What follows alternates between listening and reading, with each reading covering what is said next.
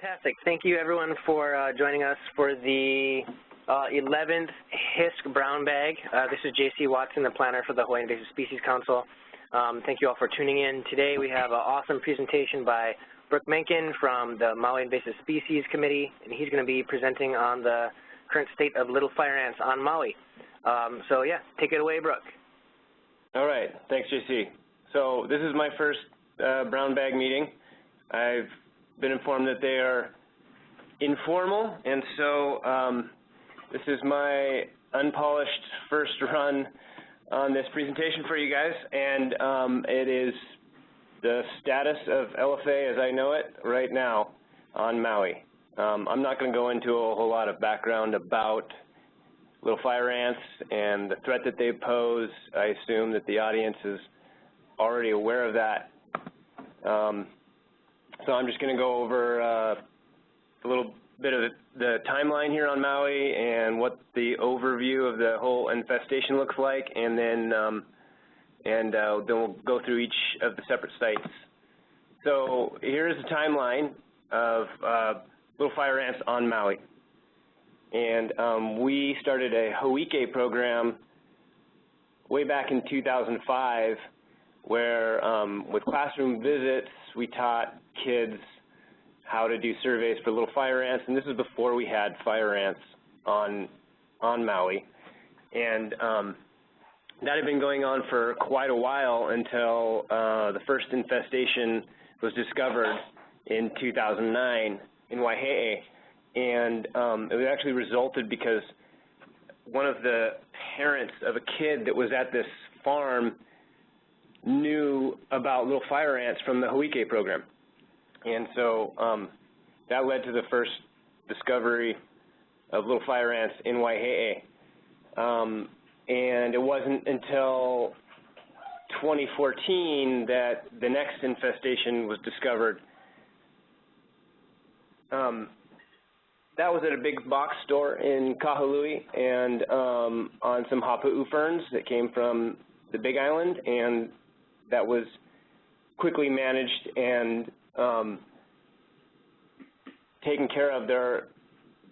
That was considered eradicated. Several of these sites have been eradicated. There's 10 separate locations where treatments occurred on Maui, and 5 of those have been eradicated. Now, I say that eradicated with quotes because we want to continue to monitor several of these locations for years to come before we can actually say that they're eradicated.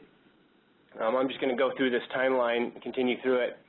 Later that year, there was an infestation discovered at a hotel in South Maui, and that is still in post-treatment monitoring phase, but is another one of the sites considered eradicated. Also in South Maui, another nursery with hapu'u ferns discovered. That was quickly taken care of as well. It was just those hapu'u ferns, and that's another one considered eradicated. Later that year, we discovered the Nihiku infestation. That was our Myconia crew in the field doing surveys got stung by fire ants, little fire ants, and they, of course, knew about it, and so we went into Nihiku, and that turned out to be a massive infestation, which I'll go over in a bit. Then in 2015, we were alerted to an infestation in Huelo, and that infestation traced forward led to another small infestation in Haiku. So all 3 of those, Nihiku, Huelo, and Haiku, are active sites right now. Shortly after that, there was a truck from the Nihiku infestation that was moved into Hanatown, and that was discovered, taken care of. That is considered one of the eradicated sites as well. In 2016, somebody with shingles on their truck that came from Big Island was driving from where they picked him up at the harbor, I believe, and in Hana they stopped and alerted us of the fire ants that they had in their shingles, and that, again, that's another eradicated spot site in Hana. And then last year, at the end of last year in 2016, there was a site in Kapalua that was discovered, was reported. People were being stung by ants, and we mobilized quickly and surveyed the area, reveal a pretty large infestation in Kapalua and the resort area. And then I came onto this project. I've been with MISC for a long time in other capacities, but I came on as Little Fire Ant Coordinator in February of this year. So before I go into detail, I'm just going to go over a little bit of general strategy.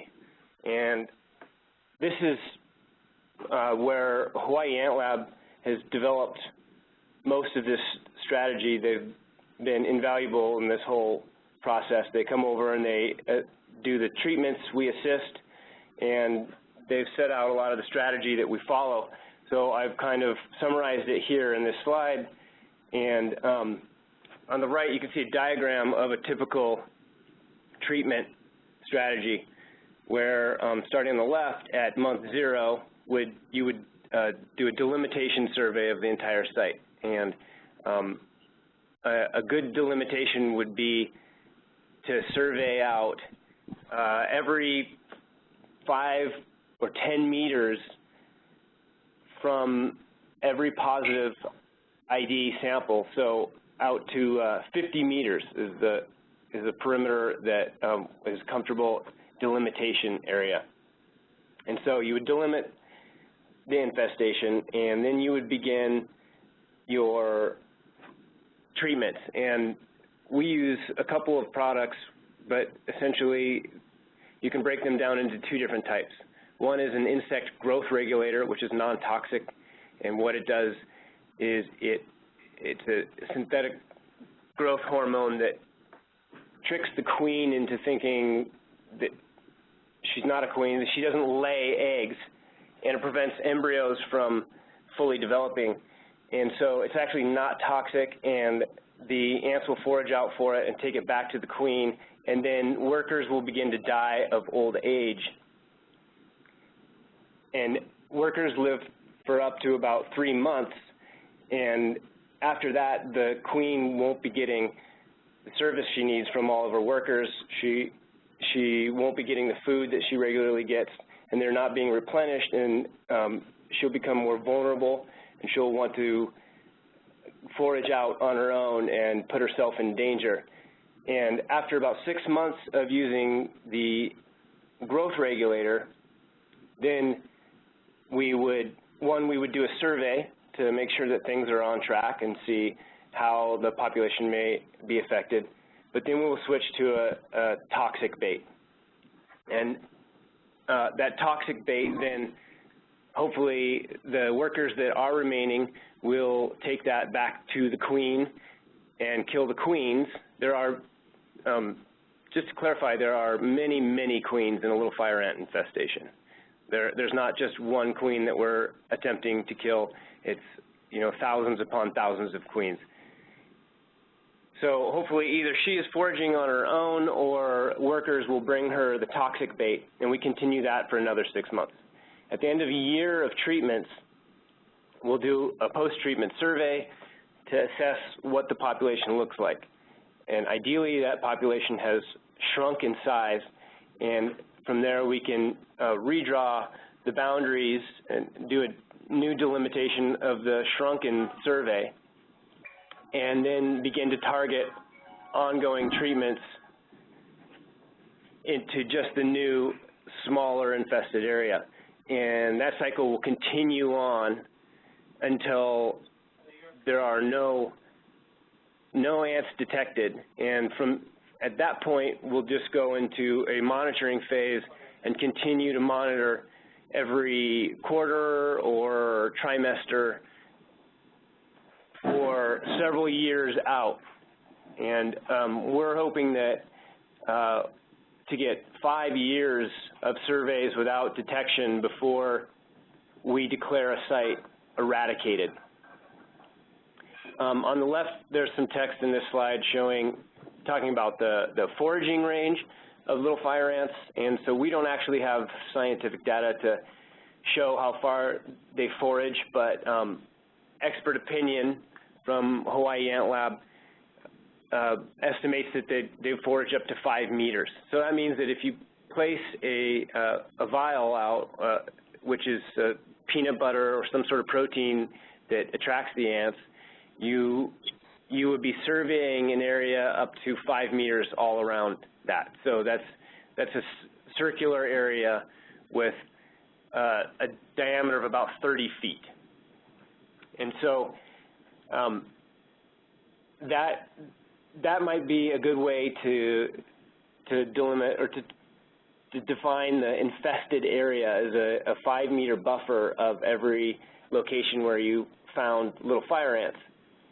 But the area that we're treating, we need to be on the safe side. Of course, these surveys aren't perfect, and so the treatment area is a 20-meter buffer of every positive ID. So that's well beyond where we think they would forage and well beyond the edge of the infested area that I just defined as a 5-meter buffer. There's also a note here on survey spacing, and there's multiple techniques to surveying. You can do a tight spacing, which is every 5 meters. You put out a sample, and that way you'll get overlap and very thorough coverage and a detailed view of what the infestation looked like. But if you use loose spacing every 10 meters, there will be some gaps, but you can get through an area much quicker. And so there's appropriate times for a loosely spaced survey, and most other times we're going to be doing tightly spaced surveys. So with that information, what we can do is we can create grids of our infested areas. This is an example of the Kapalua infestation, and there's a grid here with 10-meter spacing. So if we were to go, we can take this map, and what we're using is tablets, GPS-enabled tablets. We can put this map right onto that tablet and go out into the field, and this serves as a guideline for how we space our surveying. If we put a sample down in the center of each one of those grid squares, that would be an appropriate loose spacing for this area. So this is an overview here of what Maui currently looks like. There are 5 active sites, one of them being much larger than the rest, and there's 5 quote-unquote eradicated locations on Maui. And what I want to do is go through this site by site, and I'm going to use Google Earth, and I hope that the speed here isn't too slow. So everybody can see this? Does this come through clearly? Looks good. That looks good. So this is just like the map we were just looking at, but I'm going to zoom in on Waihe'e, which is the first site from 2009.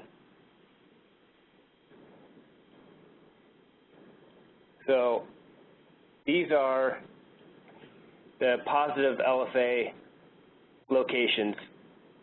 This site was originally managed by Department of Ag and Hawaii Ant Lab, and I don't have all of that data going back to the beginning, but this is, for this site, is the most recent data.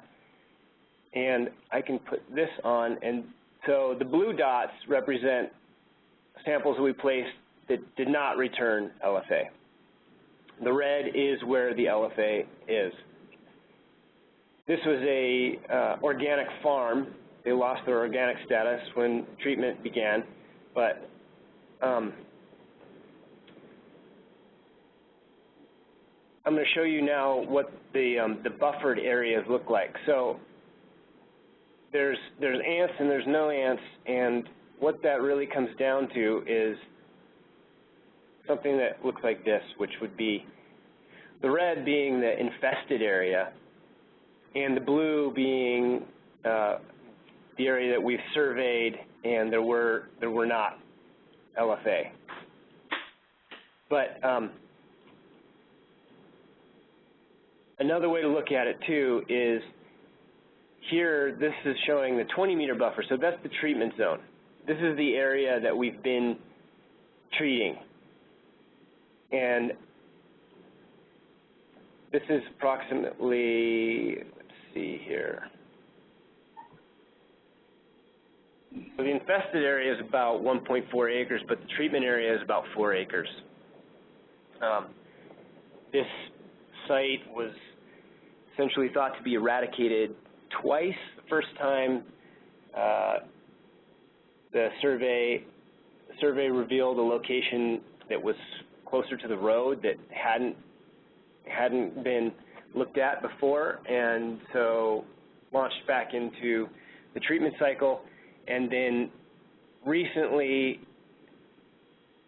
we had a crew member suspiciously go back there and survey in was the end of 2015, and the ants that they weren't there before, our post-treatment surveys showed nothing, they had come back. And that might be because there's several large trees on the property, and when we do our treatments, we are able to squirt our bait up into the trees up to about 20 feet, but some of these trees are really large, mangoes and mac-nut trees that are much higher than 20 feet, and there could be ants living at the tops of those trees that never need to come down to the ground, and so our ground surveys wouldn't pick them up until they have rebounded and spilled out to the ground. So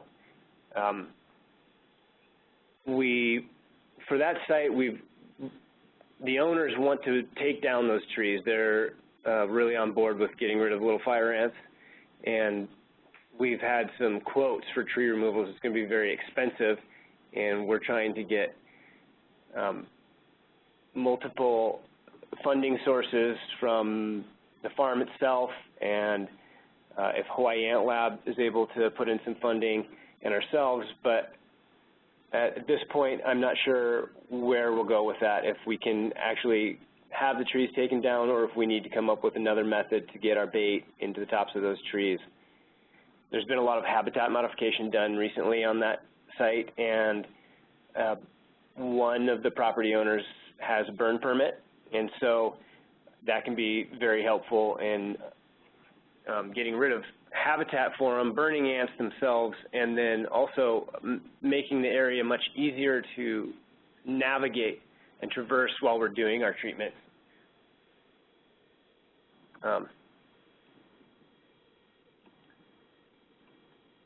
So that's the Waihe'e location. Also got this. This is animated, if you can see that there, but it shows recent progress up through July, where when we did our last survey of the area, you can see that it went from a lot of little fire ants to far fewer. And so, again, we're on track, but in this image you can also see, maybe towards the center, some of these large mango trees. So this is what we want to see. We want to see less and less of the red dots, of course.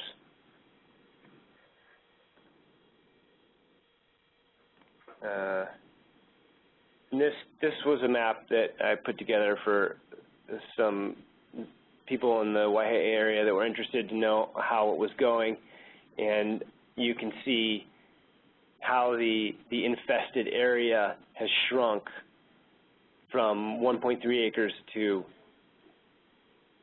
less than a quarter of an acre.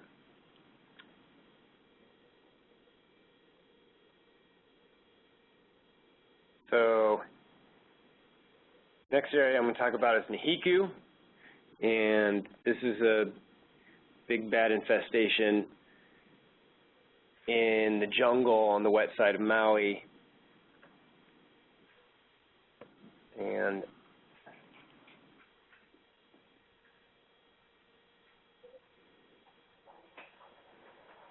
this is the Nahiku infestation.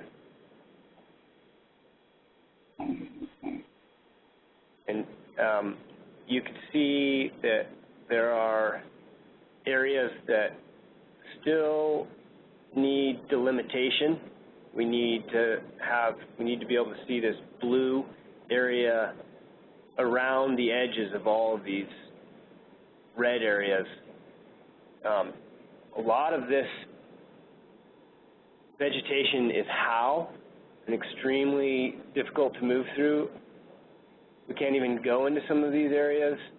This, for example, is all pretty much howe in here.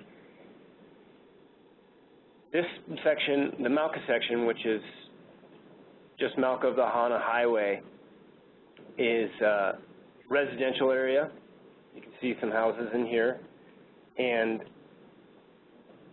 this uppermost section is probably where the LFA was introduced. See a house here. And the whole area is dissected by streams and runoff all the way down to the ocean, and that's how the ants moved in this area. They flowed downstream all the way down to here. So there's a lot of work that still yet needs to be done in Nahiku to figure out where exactly the ants are, but we can't really do any treatment using the techniques that we have right now from the ground. And so what's been proposed is an aerial treatment. And hey, Brooke, this is James here. Can you hear me? Yeah, go ahead, James. Yeah, quick question. Now, what is the highest elevation of that Nahiku infestation? I don't know what that... It's above the highway, it looks like, or no? Yeah, so you see the highway in here? Yeah. This is the Hana Highway, and this is, if you're familiar with the Myconia core, it's right there, and these are the hills above. So this is the tree line, the eucalyptus tree line. I would say that this elevation is, let's see, according to Google Earth, this is about 1,300 feet. Yeah. Just for future discussion, if we have time, I'd like to note that the flume system runs at 1,300-foot contour. Yeah. I wonder if the flume goes, well, I don't think the flume starts here yet. Right, it's pretty close. It starts at Hanabi, I think, but I'm not totally familiar. But somewhere in that area, you're correct. Dan Polhemus, it starts at Makapipi, one stream to the east of Hanabi. And that would be like right here.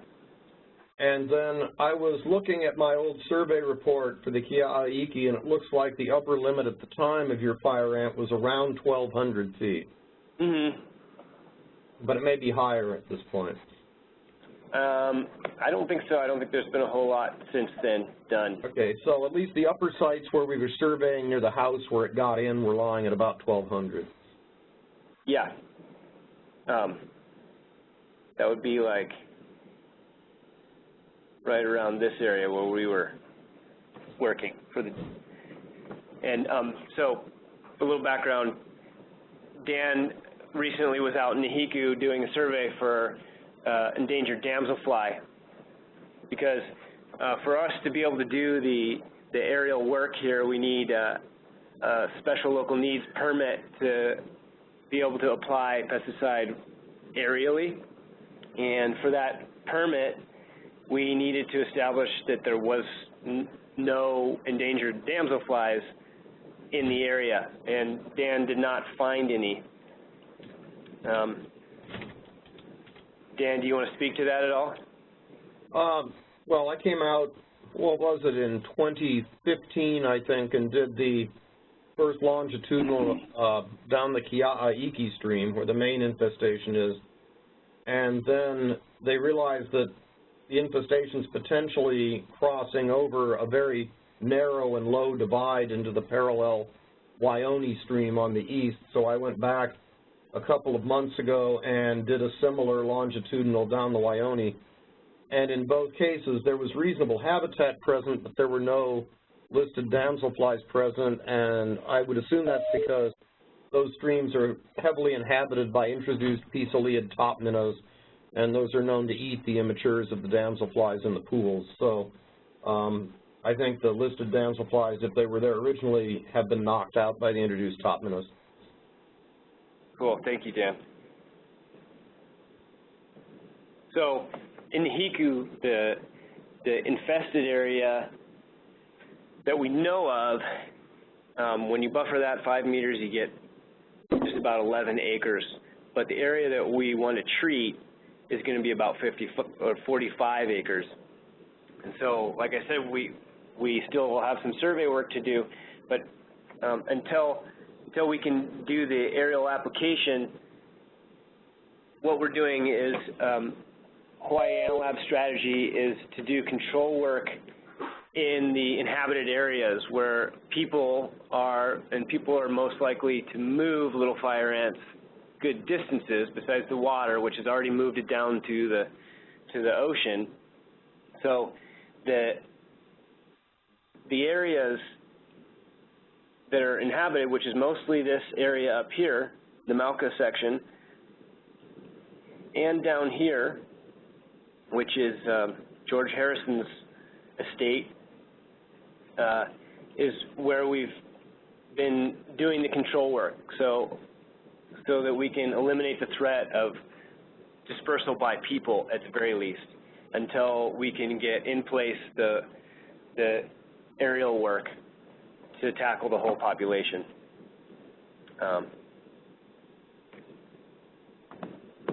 So there's Dan, who was just speaking, and this is his report, and this is the stream that we were doing that survey work in the center image there of Waioni Gulch.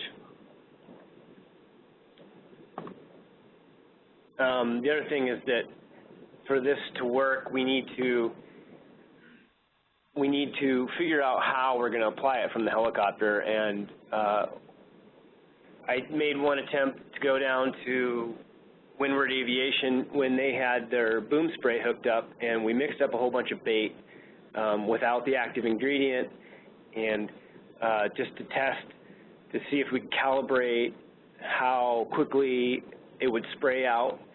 And it has to be done again, because you can see on the graph over here on the right that we got this diminishing return, and that was because we were running off of a golf cart battery, not the helicopter wasn't running and the generator wasn't powered up, so we had lower and lower voltage. But this little video here, hopefully it plays.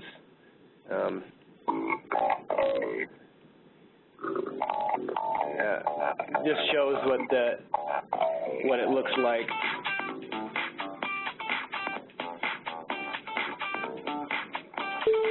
This is what it looks like to mix the gel bait. We had to mix up quite a bit of it to fill up the boom spray tanks.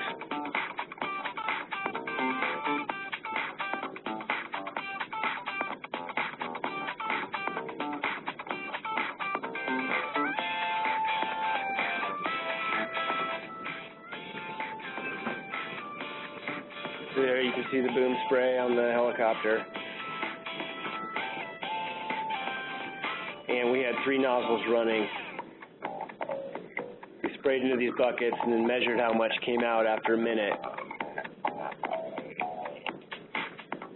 The further work that needs to be done is we need to hold hover and run this and measure what the spray pattern looks like so that we know the area that we're covering when we spray. And then we also need to know how well the gel bait penetrates the canopy, because if we can only apply it to the top of the canopy and it doesn't get down to the bottom, then our treatments won't be effective. So that's Nahiku. I'm going to move on to Huelo, which was discovered shortly after the Nahiku infestation. Infested area is about 2.1 acres. The treatment area that we're working on is about 6 acres. And our process there was interrupted when a combative and recalcitrant tenant refused to let us do work on the property and actually took us to court and sued us, lost, and has since been evicted, but that set us behind quite a bit in the area.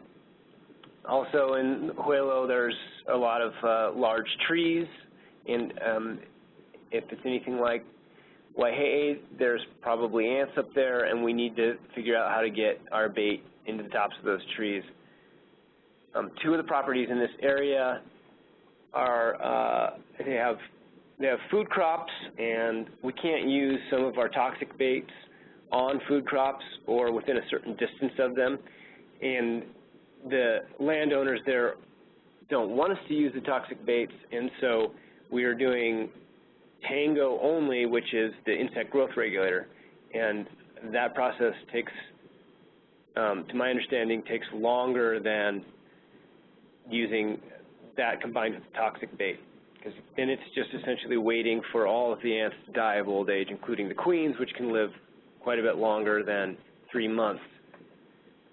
And I'm not exactly sure how long that is, but somewhere on the order of 2 years. But hopefully they starve to death before that, or they go put themselves in harm's way and die. There's been 2 burn permits issued in the area, and the main property, the large area that's infested, the landowners there have embarked upon a cleanup, because what the area was originally essentially a commune, kind of hippie area that was shut down by Department of Health, and it was completely dilapidated and is made up of overgrown vegetation and structures that are falling apart and rotting and trash. And so the family there now is really motivated to clean up the property and has done some work towards that, and are working with us to make sure that they don't spread any of the infested area. And some of the neighbors that have been skeptical are now on board and have become rather cooperative. So this image is kind of what things look like now. You can see that although the infested area has shrunk quite a bit, it's also expanded to the south and a little bit on the north edge, and that's in part because I think that we didn't fully survey as well as we should have in the south. And the area in the north is right along the road, and I think some heavy rains moved ants down the road in the ditch. And there's been several more surveys further down all of these roads just to make sure that there's nothing down there. But this site on Google Earth looks like this.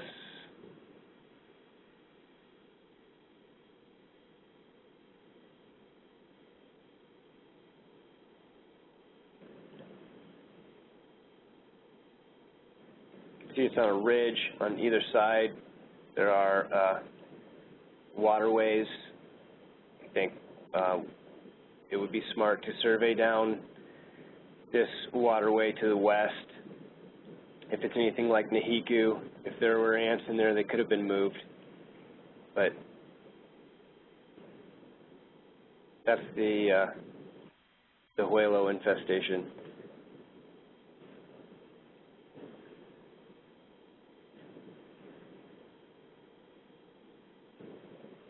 And then from that location, there were some ohia planks that were moved to another home in Haiku, and with that came little fire ants. So there was a trace forward, and we found little fire ants there. It was just in the one localized just to the area where they were storing that material, and it was treated and it was followed up and monitored for a while, but those post-treatment monitoring surveys were neglected a bit, and we went back after some time to conduct another survey, and we found that the ants were still there and had actually spread out from where they were. And so we thought that site was eradicated, but again, I'm not going to call anything truly eradicated until 5 years of surveys reveal there's no little fire ants at all. But it's back on track, and this is what the area looks like. 2 surveys from this year. It's hard to tell, but there are fewer ants than there were. And also here you can see, I haven't shown the data previous to this slide with densities, but we are, for each sample that we put out, a little vial, we're counting the number of ants that are in there, and so we can look at the densities and tell if the density of the infestation is decreasing, and in this situation it is.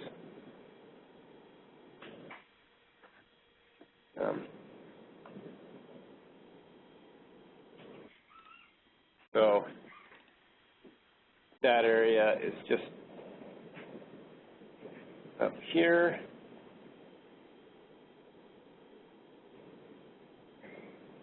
And there's our treatment area, and you can see that there's probably more delimitation to do, although the roads seem to be a barrier in this case, and we have surveyed all along the road across the street and not found any little fire ants, and so we're pretty confident it's just still within this one property.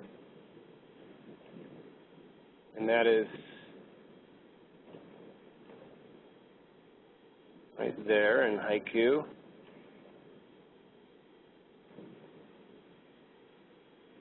Now, the most recent infestation is Kapalua, and that was discovered at the end of 2016. And it's a pretty big area. So the area that we've been treating is about 8 acres. And we initially thought, when the report came in, it sounded like tropical fire ants. We get a lot of reports for tropical fire ants. Now that I've started as coordinator and I have one crew member, Monty, whereas before we weren't able to follow up with all the reports that we got, and so we were trying to determine if it was little fire ants or if it was tropical fire ants, and which we can do with some degree of confidence, but this goes to show that you can't always figure that out from a report, and so now we've been responding pretty much to every report of stinging ants. We've gone out and surveyed the area, which I think is the best bet to be safe. So this area is a resort area, and so there's several large mansions in the area, the beach access, and some condominiums. there's no food crops in the area, and so Hawaii Ant Lab decided to go with an all-toxic bait treatment, which has given pretty good results so far. Here's a animated image of where we are now. The survey, the last survey we did, it was a loose survey, but we only had one sample return fire ants. And that's, I've got my fingers crossed, but that's a really good sign. We do know, however, there's a lot of really tall palm trees in the area, and we had a call to report that an arborist had gone up to clean the palms, and his crew got stung on several of the trees right by where that one dot remains. And so we followed up with where that green waste went and did not detect any fire ants, but we've also met with an arborist, a local arborist in the Kapalua area, who has taught us how to use what's called a big shot, which is a arborist slingshot for throwing hand lines up into trees, so that we could get a hand line up over the top of a palm tree and hoist up some samples, leave them there for an hour, and bring them down to see if we can't ourselves survey these palm trees, the tops of these palm trees, determine which ones have little fire ants, and then hire an arborist to go up and treat the crowns of the palm trees.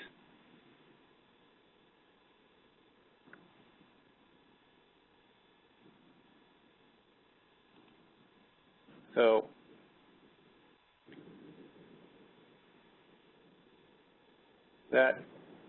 this is the Kapalua infestation.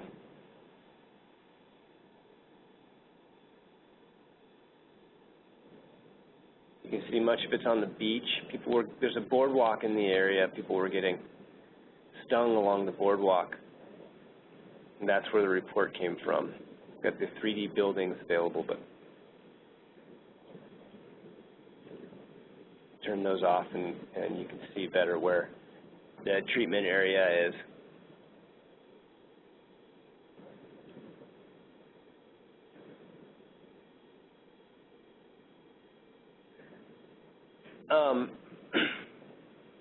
That is pretty much the current state of affairs for little fire ants on Maui. We've got a lot of work to do with planning and figuring out how we're going to go about tackling some of the elephants in the room, like the large trees, and getting our bait up in the tops of these trees. So many ideas have been thrown around, you know, including using a helicopter in Nihiku or using drones in some areas, or a slingshot, hiring arborists, buying a cherry picker and actually doing the treatment from on top of a cherry picker, or putting in a system of like PVC pipes up into a tree with sprinkler heads and being able to plug into that and apply bait. We've got to assess which of these would work before we move forward on any of it. But that and the aerial work in Nihiku are underway right now. I mean, trying to figure out how that works. We're still waiting on the SLN permit that HAL has applied for, the Hawaii Ant Lab has applied for the aerial work in Nihiku, and hopefully that comes with community support to do the work. But even if we're able to do that aerial application, it's still got to figure out how we're going to determine if it's working or not, because we'll be able to apply bait in areas that we can't actually go in to survey. So there's some things being worked out, but for the most part, the known infestations on Maui are on track for eradication, with the exception of Nihiku, which we're hoping for containment at the very least. until better tools come in. And that's what I've got for you guys. Any questions?